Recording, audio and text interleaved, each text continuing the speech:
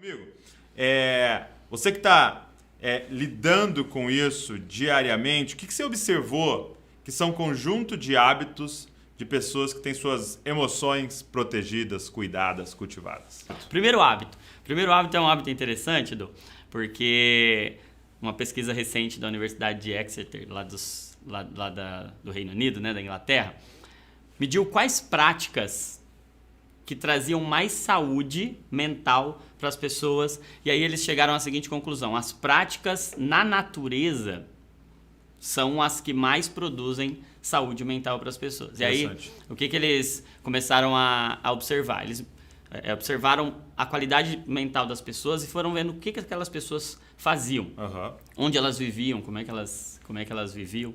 E aí, o que eles chegaram à conclusão? Que pessoas que viviam em ambientes naturais tinham uma saúde melhor, uma saúde mental melhor, do que aqueles que viviam em ambientes não naturais. E aí, dentro desse grupo, eles foram ver, dentro desse grupo que tinham práticas ali dentro da natureza, e a gente sabe que hoje tem um transtorno muito grave, e olha aí se você não está tendo esse transtorno, é o transtorno do déficit de natureza.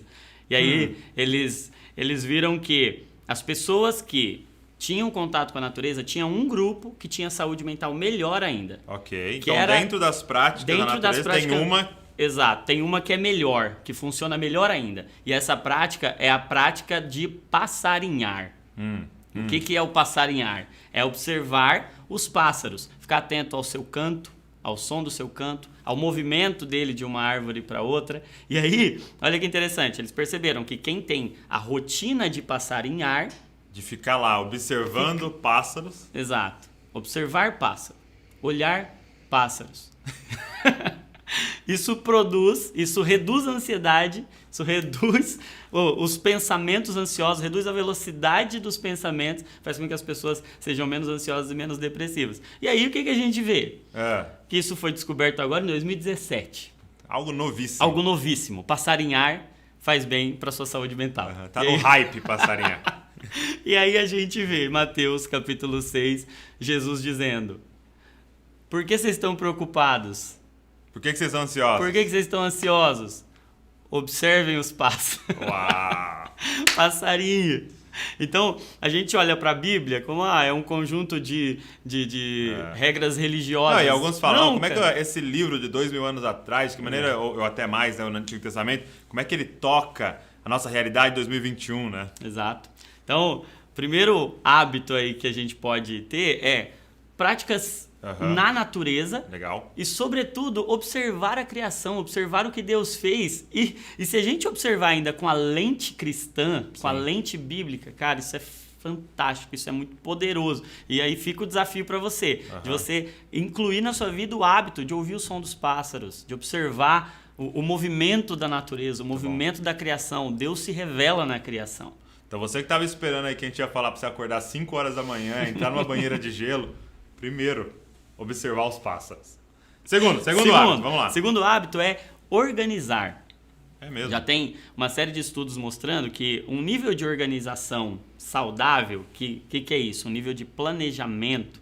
Você, vai lá, acorda, faz a sua agenda, organiza, ou você organizar coisas da sua rotina, ao seu redor, manter a sua mesa organizada, manter a sua casa organizada, organizar a tela do seu computador, organizar coisas, arrumar sua cama, organizar o seu armário, o seu guarda-roupa.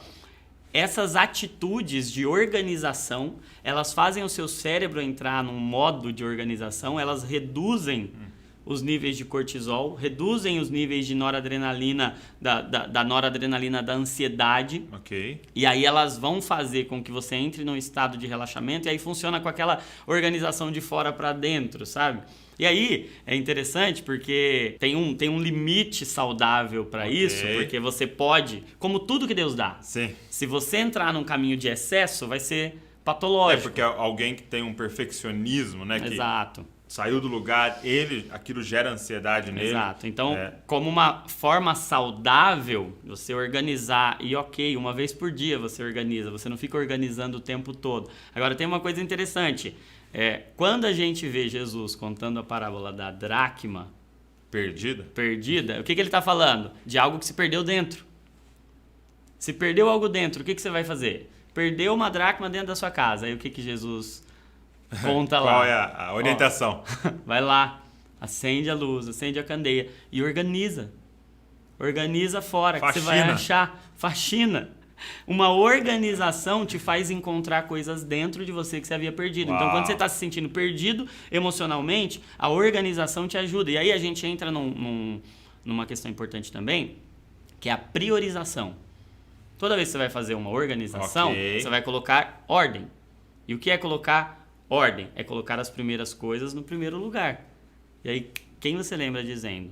Não fiquem ansiosos quanto ao que comer, quanto ao que beber, quanto ao que vestir. Mas coloquem em primeiro lugar o reino de Deus, as primeiras coisas no primeiro lugar. E aí ele vai até falar, né? O corpo não é mais importante que a roupa. É isso, cara. Né? É isso. Cara, muito bom. E aí, quando você entra nesse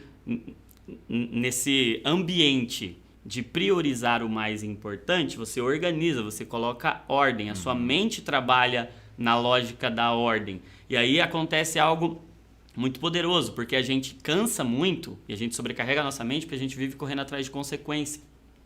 A gente vive querendo abraçar tudo.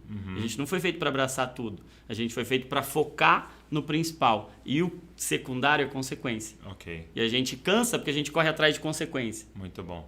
Muito então, bom. Organizar. Então, você que estava esperando a banheira de gelo... Número 2, basicamente, faxina, ok? Faxina. Mas organizar o seu exterior, que vai organizar o seu interior. Terceiro, Terceiro é o... Terceiro hábito. É o master. É, né? O melhor, o mais importante de todos. Orar. Ok. Orar. Mas orar, eu já sei que eu preciso orar. Eu sei, a Bíblia diz orar sem cessar. Isso aí mas eu posso pular. A gente precisa entender, a gente precisa entender o poder da oração. Porque a gente fala muito sobre oração, mas a gente ora muito menos do que a gente deveria. E quando a gente entende o porquê, começa pelo porquê, né? Então, a gente ora porque a gente quer ter comunhão com Deus e a gente precisa dessa comunhão com Deus. Mas tem algo de tão poderoso na oração que hoje até os ateus estão orando. Porque eles estão entendendo... Eu tô falando com quem? Eles falam com algo, eles falam consigo mesmo e eles chamam isso de oração, porque eles estão entendendo que no ato de orar, no ato de se referir a alguém que tem controle, você modula reações cerebrais. Então, o que acontece com o nosso cérebro quando a gente ora? Então, isso falando da oração, a gente não está nem falando do encontro com Deus. Você está falando de estudos agora Estudos científicos mostrando os efeitos da oração no nosso cérebro.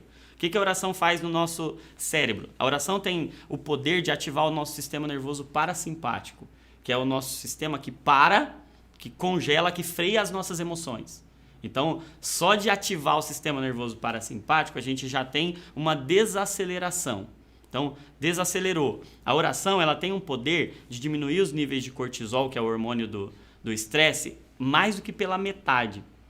A oração ela consegue fazer um fenômeno de regeneração cerebral, de plasticidade neural, que tem a ver com mudanças de hábitos, de comportamentos, que eles até observaram isso em pessoas pós-AVC, que a regeneração em quem ora, a plasticidade neural, a atividade cerebral que a oração produz é muito mais poderosa do que qualquer outra coisa. Então, orar não só te traz para um nível de desaceleração, de tranquilidade, de paz, mas modula o seu cérebro, prepara reações químicas. E aí tem um outro fenômeno interessante sobre a oração, é que a oração ela vai fazer com que a sua camada, o córtex cerebral fique mais espesso. Mas então, a oração, você está me dizendo que ela muda morfologicamente. Morfologicamente. Ela muda coisas físicas no meu cérebro. Ela muda fisicamente, quimicamente o seu cérebro. E aí ela faz com que a área da emoção, que a gente chama aí de sistema límbico, fique menos sensível. Então a gente é menos entranha, menos suscetível à impulsividade, a agir emocionalmente. Então, a oração é poderosa demais. Ore porque vai te fazer muito bem. E é muito louco que a Bíblia vai associar, né? Filipenses 4, você não anda ansioso, então apresenta diante de Deus suas petições. Exato. Então, ele sempre está ligando a questão das nossas emoções né, com As nossas a emoções oração. são sempre um convite para oração. Uau. Independente da emoção que você está sentindo, ela é um convite para oração. Muito bom. Beleza. Quarto hábito de pessoas saudáveis. O quarto hábito é ter uma agenda.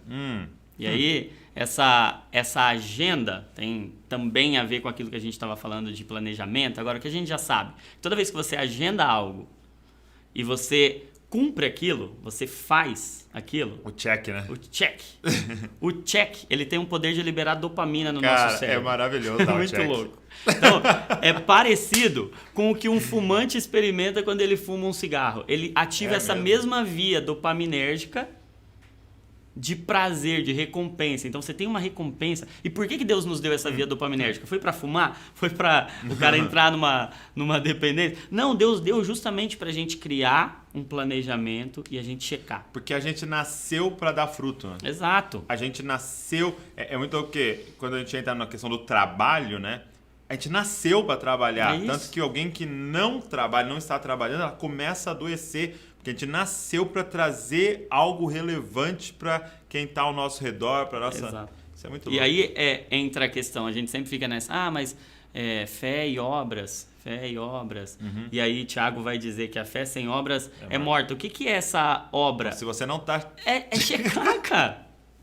É você checar, Muito bom. você faz lá a sua lista de tarefas. E, cara, pensa num funcionário, num trabalhador, em qualquer nível de trabalho que você tem. Se você vê todas as suas atribuições e você organiza aquilo e você faz. Eu lembro quando você falava muito sobre isso, né? Sobre o just do it. Just do it, Faça.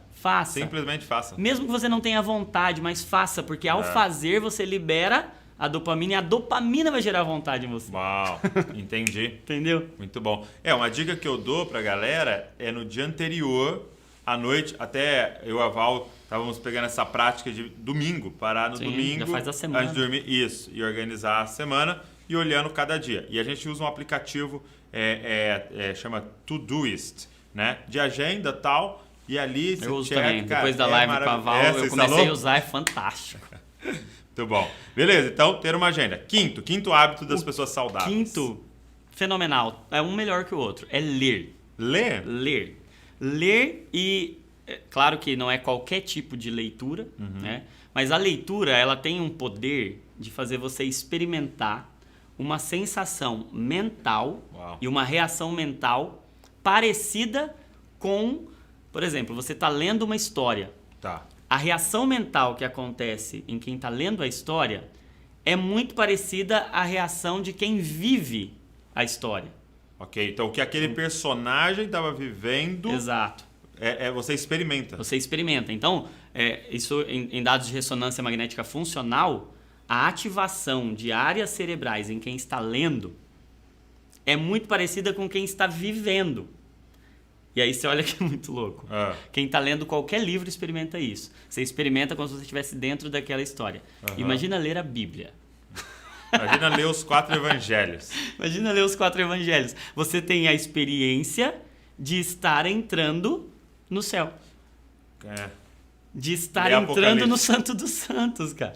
É muito forte isso. Então, ler produz no nosso cérebro, e aí a gente já tem uma infinidade de estudos relacionando a essa atividade cerebral, a esse exercício cerebral, a essa musculatura cerebral. Então, a leitura, ela também vai liberar neurotransmissores saudáveis, neurotransmissores do bem-estar, serotonina, dopamina. A leitura vai exercitar as suas emoções, vai aumentar o seu raciocínio, vai aumentar o seu vocabulário, ela vai dar uma estrutura cerebral e mental que te torna muito menos suscetível também às emoções, à impulsividade e aos sentimentos negativos, né? Fora que você consegue combater pensamentos, porque a nossa mente mente, né? Isso é uma coisa que eu tenho que falar, desconfiar da mente. A leitura traz uma verdade, principalmente quando a gente está falando de uma leitura como a Bíblia, ela traz uma verdade para você desmentir a sua mente no momento da tentação ou no momento em que você está sendo invadido ali por um pensamento mentiroso. Muito bom. Eu vejo a diferença de pessoas que leem e pessoas que não leem numa questão muito interessante, que é essa flexibilidade. Porque assim, muita gente pensa assim, poxa, como eu queria ter dinheiro para viajar, como eu queria ter dinheiro para ir para outros países. Cara, talvez seja muito caro, milhares de reais para você ir na Nova Zelândia. Mas sabia que tem um livro sobre a Nova Zelândia? Não, e é muito louco porque você vai ter quase que o mesmo cérebro, vamos dizer assim, que alguém que foi. Até mais. Até mais, porque às vezes o cara que foi tá tão preocupado em tirar foto. E você não vai poder tirar foto ali do livro? Exato, cara. E aí você bom. pode ter uma sensação e uma experiência e uma construção cerebral maior até do que quem foi. Muito bom. O que mais? Sexto hábito. Ser generoso. Ai, meu Deus. Generosidade.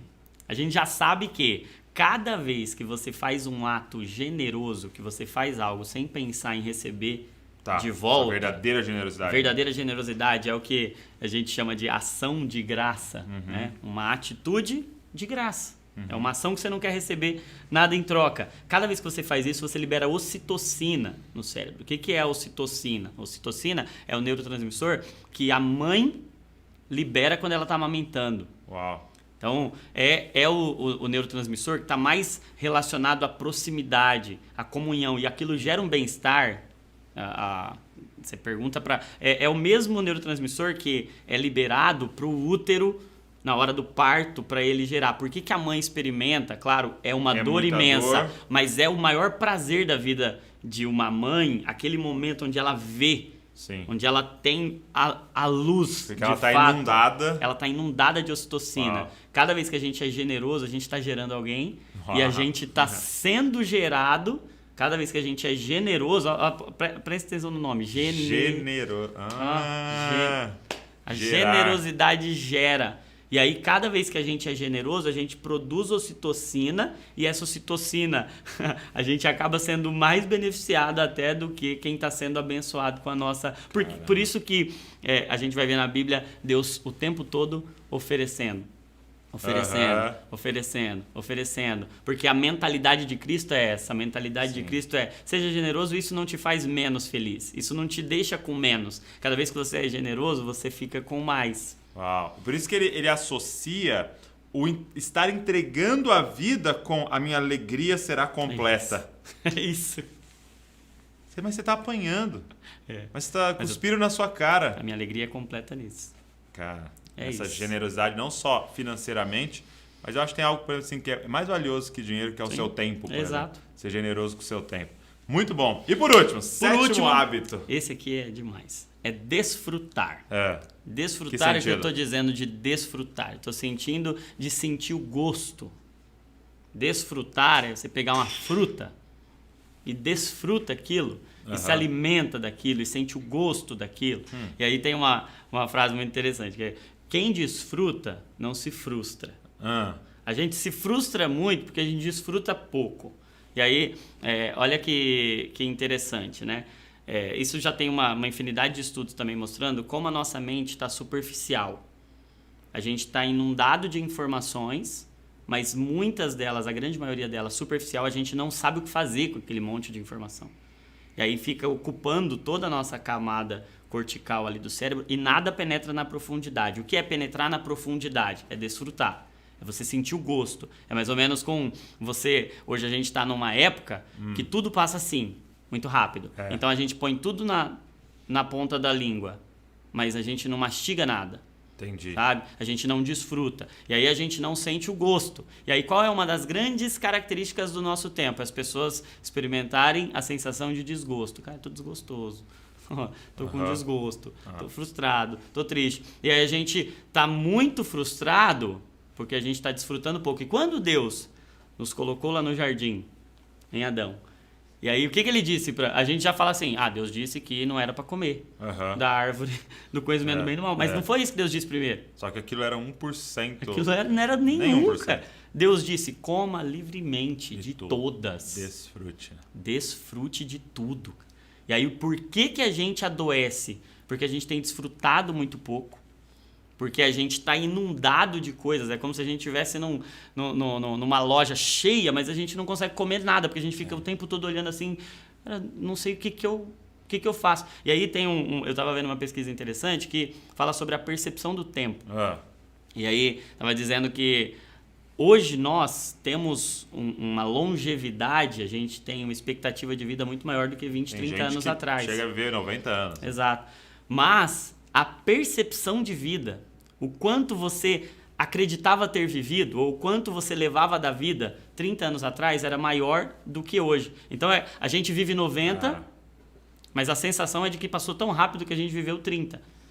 Os caras viviam 50, mas a percepção Como tivesse vivido deles 100. era como se tivesse vivido 100. Eles viviam muito mais, eles têm muito mais memórias. Por quê? Meu Deus. Porque desfruta mais. Desfrutar. E é isso, né? Porque o que vai dizer pra mim é que a minha semana foi... Essa sensação de que ela foi mais longa é o tanto de memória que eu tenho Isso. dentro de mim dessa semana. Agora, quando eu tô assim, né? E eu estamos falando de Instagram, mas a gente tá fazendo isso com a vida, né? A vida toda passa muito rápido. A nossa vida tá entrando na velocidade do feed. A gente E não quer tem que memórias, né? Não cria memória. Mas Nada o que você fez aprofunda. ontem? Eu não lembro, porque nada eu fui fundo naquilo a É ponto isso. de... E aí, vem hoje... descobrimos. Mindfulness. Mindfulness. O que é isso? Meditar aí fundo. Meditar aí fundo, atenção plena. Cara, Deus falou pra você fazer isso. Que raiva, né? Seu pastor falou isso lendo a Bíblia pra você toda hora. Não é isso. 7 hábitos de pessoas saudáveis. Eu quero desafiar você a colocar agora isso em prática. Sabe o que você vai fazer? Escreve os 7, coloca uma caixinha do lado de cada um pra você dar um check em cada um, que vai ser muito bom. Espero que você tenha sido abençoado por esse vídeo, que ele tenha tocado sua vida. E se você foi abençoado, pega o link, manda para mais pessoas. Seja generoso também com esse vídeo. Não fica só para você. Se inscreve no canal, deixa um comentário aqui com perguntas ou assuntos que você quer que a gente fale aqui no Divinamente, que a gente vai abordar estes assuntos. Deus abençoe você e não se esqueça, você é uma cópia de Jesus. Valeu, meu amigo. Valeu.